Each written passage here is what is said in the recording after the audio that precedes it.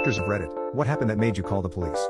A grandma brought in her grandson, worried because he wasn't eating and looked both underweight and swollen. She had been looking after him while his parents were on vacation.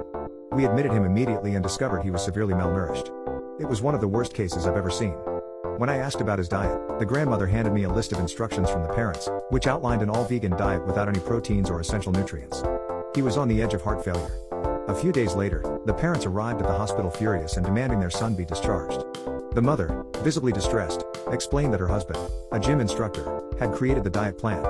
They wanted to train him as an athlete, and she felt pressured to meet her husband's expectations, especially after their first son diagnosed with a disability. Despite explaining the gravity of their son's condition, the father was dismissive, insisting that their son was fine.